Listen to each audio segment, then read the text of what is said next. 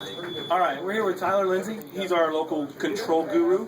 He's playing blue-white control today, and he is 2-0 right now, right? 2-0? Yeah. All right, let's take a look at his deck up close. He's going to explain some things about it.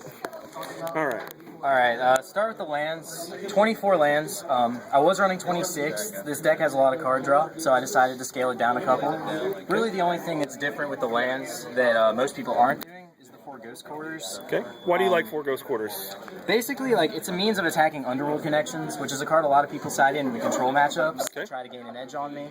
Just kind of keeps them honest. Right. People are getting pretty greedy with their mana bases, like the Fright Stacks that run no basics. This card just completely cuts them off a color. Okay. And my mana's good enough, especially with key runes, that I don't feel like I'd Absolutely. more colored lands. All right, so going into some of the spells of the deck, what do we have? All right, this is obviously the Miracles package, and in order to make Miracles good, you want to be able to have a lot of instant speed card draw, so as to Miracle like an Entreat on your opponent's turn. Right. So for that, we have 2 Thought Scours. Okay.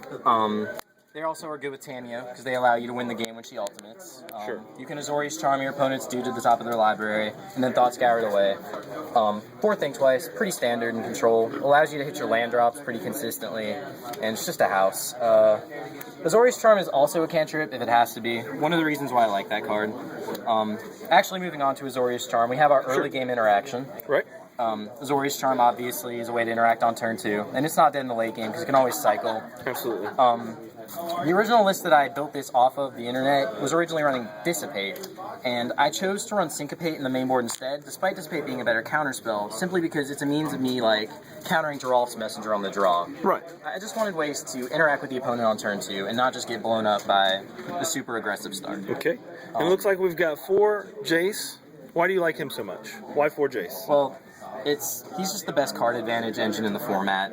He's really good against aggressive strategies, and the ability to just neg to him, and then neg to him again, and play another Jason neg to, you just dig so deep, and he really adds to the consistency of the deck. I think the only thing we haven't really touched is you've got 2 Detention Sphere. Right. Most decks that I've seen are running 4. There's a couple reasons why I'm running 2. The first being the main thing I want a Detention Sphere often, that I can't just get rid of otherwise, is Planeswalkers. Right. Because of Snapcaster Mage and Azorius Kieran, I have a decent amount of cards that can attack Planeswalkers if they become problems. So I'm not as dirty as the average control deck. I can beat down a Planeswalker if the situation calls for it. All right, now sideboard. What are we running? All right, we have 4 Geist of Saint Traft. These are for the Control Mirror. Prevailing Wisdom.